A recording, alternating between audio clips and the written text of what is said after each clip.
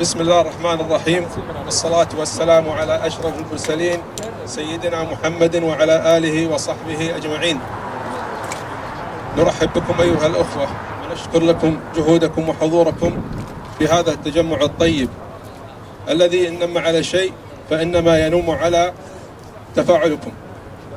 في الحقيقة يا أخوان، احنا نريد نوضح نقطة معينة. الاحتجاز الآن ليس احتجاز نهار، الاحتجاز الآن احتجاز الأمة. الاحتجاز الآن ليس احتجاز نهار، الاحتجاز الصحيح هو احتجاز الكرامة. هل يعقل يا أخوان احنا يتم الاحتجاز في قضية جنحة؟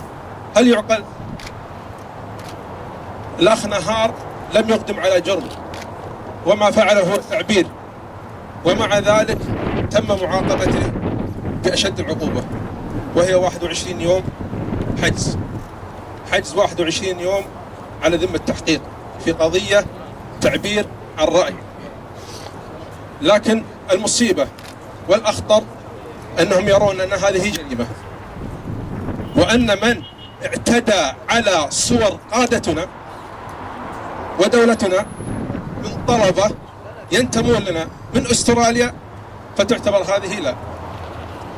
وعندما تداس الجنسية في داخل مجلس الأمة فتعتبر لا، لكن غيرها تعتبر جريمة، وجريمة لا تغتفر، ولا نعرف متى هذا السكوت، ولا ندري إلى أين متجهين.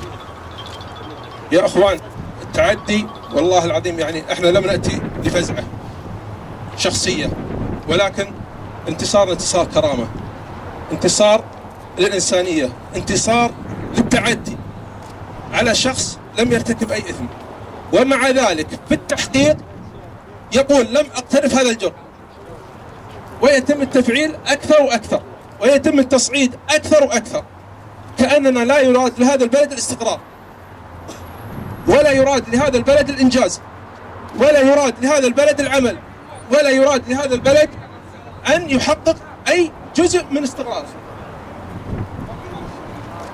وهذا للأسف لن يتم السكوت عنه. الآن احنا راح نوضح أمر جدا خطير. يعني إذا كان هذا الجرم وهذا العمل يعتبر في نظرهم أن ماشيين مع عدم اعترافه وعدم ارتكاب هذا الجرم، ماذا نقول لنائب في مجلس الأمة عندما يقول انتظروا الربيع العربي، انتظروا الربيع العربي؟ فهل هذا أكثر أم الجرم إن اعتبرناه جرم؟ توضح نقطة واحدة.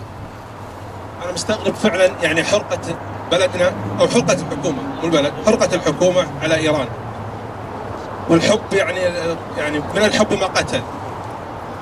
هل هذا الحب يقتل لهذه الدرجة؟ أول مرة أشوف. يعتدى على خادم الحرمين الشريفين في بعض الكلمات، بعض الجرائد، ويتم الصمت.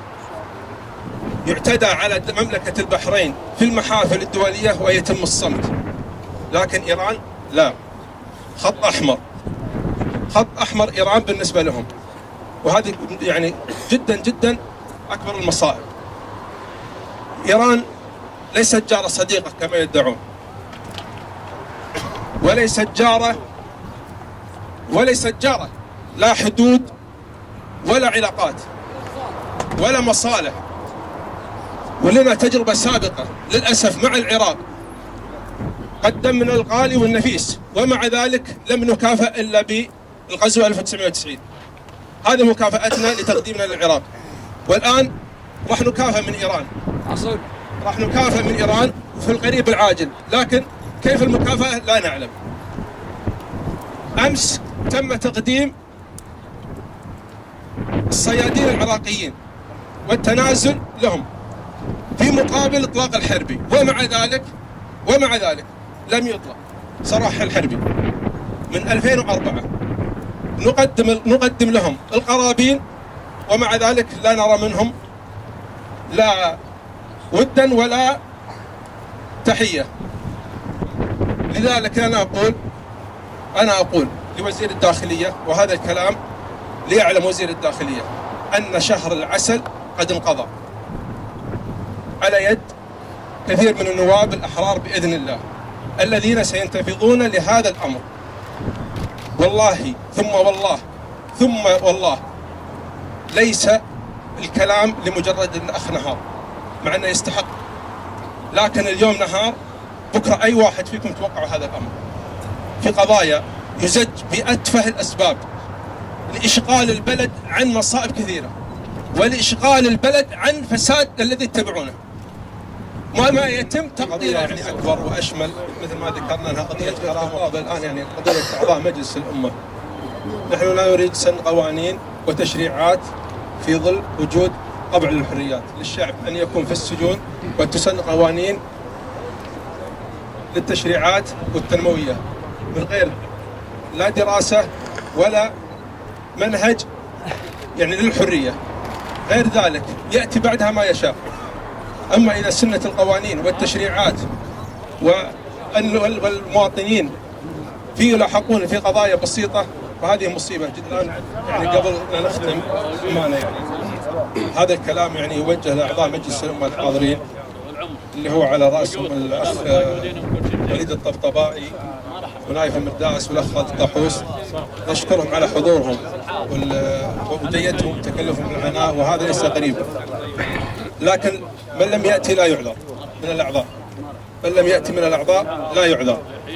نحن يعني نسمح لهم العذر في كثير من القضايا المهمة والشائكة أمامهم، لكن الآن الاستجواب التي تطرق الأخ وليد الطبطبائي ليعلم الأعضاء مجلس الأمة والغالبية كتلة الأغلبية أن استجواب ليس استجواب لنهار، هذا استجواب الأمة، استجواب كرامة، استجواب يعني عزة، واستجواب رفعة. هذا الأمر للأمانة مقدم على أي قانون، مقدم على أي استجواب ثاني لأهميته، لأن اليوم نهار، بكرة أي شخص في قضية معينة يتم استدعائه. فإحنا نشد على إيد الإخوة ونشد على النائب وليد الطبطبائي في الاستمرار في طرح الاستجواب.